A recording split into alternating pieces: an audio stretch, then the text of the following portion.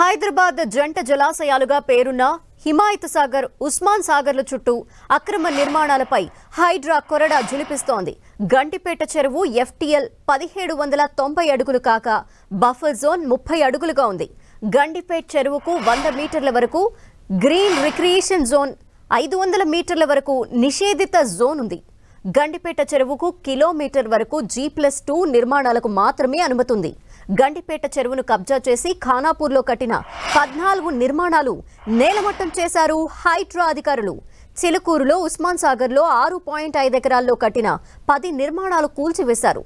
గండిపేట చెరువును ఆక్రమించి కాంగ్రెస్ నాయకుడు పల్లం రాజు సోదరుడు పల్లం ఆనంద్, కావేరీ సీడ్స్ యజమాని జీవి భాస్కర్ రావు, మంతని నుంచి బీజేపీ తరపున ఎమ్మెల్యేగా పోటీ చేసిన సునీల్ రెడ్డి, ప్రో కబడ్డీ జట్టు యజమాని శ్రీనివాస్ భార్య అనుపమ నిర్మాణాలు చేపట్టారు. గండిపేట చెరువును ఆక్రమించి కట్టిన ఆయా నిర్మాణాల్ని హైడ్రా నేలమట్టం చేసింది.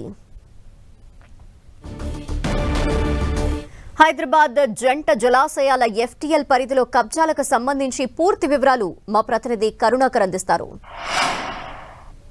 మనం గండిపేట దగ్గర ఉన్నాము. మనం చూస్తున్నాం సరిగ్గా 112 ఏళ్ల క్రితం అంటే 1912లో నిజాం కాలంలో ఈ రెండు చెరువులు ఉస్మాన్ సాగర్, హిమాయత్ సాగర్ రెండు చెరువులను హైదరాబాద్ తాగునీటి అవసరాల కోసం తవ్వించడం జరిగింది. అప్పటి నుంచి కూడా కొన్ని దాదాపు 80-90 ఏళ్ల పాటు ఈ రెండు జలాశయాలు హైదరాబాద్కు తాగునీటి అవసరాలకు ఎంతో ఉపయోగపడ్డాయి. కానీ కాలక్రమేణా ఈ రెండు చెరువులు కూడా హిమాయత్ సాగర్, ఉస్మాన్ సాగర్ రెండు చెరువులు కూడా పెద్ద ఎత్తున ఆక్రమణకు గురైన పరిస్థితిని మనం చూస్తున్నాం. ఈ రెండు చెరువులలో దాదాపు 40% మేర చెరువు అంతా కూడా కుచించుకుపోయి ఆ చెరువునంతా కూడా కబ్జా చేసి పెద్ద ఎత్తున కట్టడాలు కట్టిన పరిస్థితిని మనం చూస్తున్నాం. ఈ రెండు చెరువులను కాపాడేందుకే 1996లోని అప్పటి తెలుగుదేశం ప్రభుత్వం సమైక్య ఆంధ్రప్రదేశ్లో 111 జీవోను ప్రత్యేకంగా తీసుకొచ్చింది.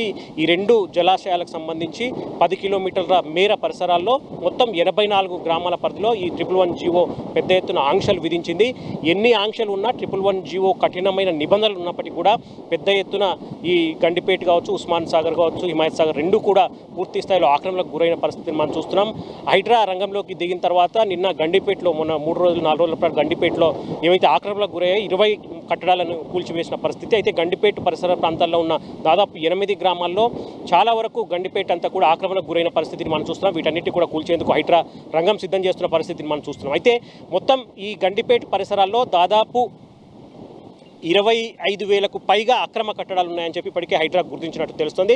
ఆ కట్టడాలకు సంబంధించిన పూర్తి స్థాయిలో నోటీసులు జారీ చేయడంతో పాటు ఆ కట్టడాలకు సంబంధించిన కూల్చివేతలు ఎంతవరకు తీసుకొస్తారు, ఎందుకంటే ప్రభుత్వం 111 జీవోను కూడా ఈ హైడ్రా పరిధిలోకి తీసుకొచ్చే ప్రయత్నం చేస్తుంది. 1-2 రోజుల్లో ముఖ్యమంత్రి రేవంత్ రెడ్డి దానిపై నిర్ణయం తీసుకునే అవకాశం కనిపిస్తుంది. కాబట్టి ఒకవేళ 111 జీవోను కనుక హైడ్రా పరిధిలోకి తీసుకొచ్చి హైడ్రాకు మరిన్ని అధికారాలు కట్టబెడితే మాత్రం ఖచ్చితంగా గండిపేట, ఉస్మాన్ సాగర్, హిమాయత్ సాగర్ ఈ రెండు జలాశయాల చుట్టూ ఉన్న కట్టడాలు దాదాపు 25,000 పైగా కట్టడాల విషయంలో హైడ్రా ఎటువంటి నిర్ణయం తీసుకుంటున్నది సామాన్యులతో పాటు అందరిలో కొంత ఆసక్తి నెలకొన్న పరిస్థితి మనం చూస్తున్నాం.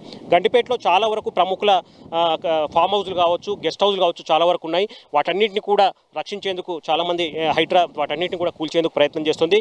చాలా రోజులుగా గండిపేటకు సంబంధించిన ఈ యొక్క చెరువును కాపాడుకునేందుకు, చెరువును క్లీన్ అండ్ గ్రీన్గా ఉంచుకునేందుకు గండిపేట వెల్ఫేర్ సొసైటీ చాలా విస్తృతంగా ప్రయత్నం చేస్తుంది. నిన్న కూడా ఈ యొక్క హైడ్రాకు సపోర్ట్గా ఈ welfare society, Gandipet welfare society ప్రత్యేకంగా వాక్ నిర్వహించిన పరిస్థితిని మనం చూస్తున్నాం. మనతో వాళ్ళు సొసైటీ వాళ్ళు ఉన్నారు. సార్ చెప్పండి, మీరు గండిపేట ఎప్పటి నుంచి ఆక్రమణకు గురవుతుంది? గండిపేట వెల్ఫేర్ సొసైటీ ఇంతవరకు ఏం చేస్తూ వచ్చింది? సార్ నా పేరు భరత్ అండి. మాది యాక్చువల్గా మెయిన్ కాన్సెప్ట్ జీరో వేస్ట్.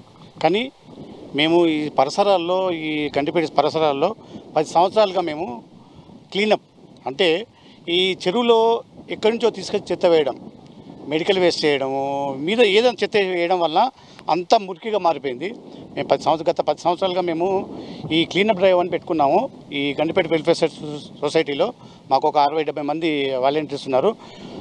10 సంవత్సరాలుగా మేము కూడా ఇంతవరకు కాపాడుతూ వస్తున్నాము. అలాగే ఇప్పుడు ప్రస్తుతానికి హైదరాబాద్ తీసుకున్న పద్ధతి ఏంటంటే చెరువులు కాపాడండి. దానికి సపోర్ట్గా మేము గండిపేట వెల్ఫేర్ సొసైటీ వాళ్ళు మేమందరం కూడా నిన్న మేము ర్యాలీ తీసాము. చెరువులను కాపాడండి. ఎందుకంటే ఒకప్పుడు గండిపేట నీళ్ళు తాగే నీళ్ళు, ప్రస్తుతానికి తాగే పరిస్థితులు లేవు. కానీ కొంతవరకు బాగుంది. ఎందుకంటే మేము ఎప్పుడు కూడా క్లీనప్ చేస్తూ 10 మందికి చెప్తున్నాము. ఎక్కడైనా చెత్త వేసినా, ఏం వేసినా, డంపింగ్ చేసినా ఏం చెప్పుకుంటూ వచ్చాము.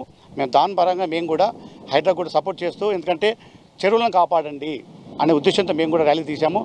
ఇంకా ముందు ముందు హైడ్రా ఎటువంటి చర్యలు తీసుకోబోతుంది, ఇంకా ముందు హైడ్రా పరిధిని నిజంగా 111 జీవో పరిధిలో కూడా హైడ్రాని తీసుకొస్తే కనుక ఆ 111 జీవోలో అత్యధికంగా 20-25 వేల పైచిలుకున్న కట్టడాలు, ఈ జంట జలాశయాల చుట్టూ ఉన్న కట్టడాలను, ఫామ్ హౌస్లు కావచ్చు, గెస్ట్ హౌస్లు కావచ్చు, హైడ్రా కూల్చివేయబోతుందా, అటువంటి సాహసోపేతమైన నిర్ణయం ప్రభుత్వం తీసుకుంటుందా అన్నది కూడా ప్రజల్లో కొంత ఆసక్తి నెలకొన్న పరిస్థితిని మనం చూస్తున్నాం. కెమెరా పర్సన్ రవికుమార్తో కరుణాకర్, 10 టీవీ, గండిపేట.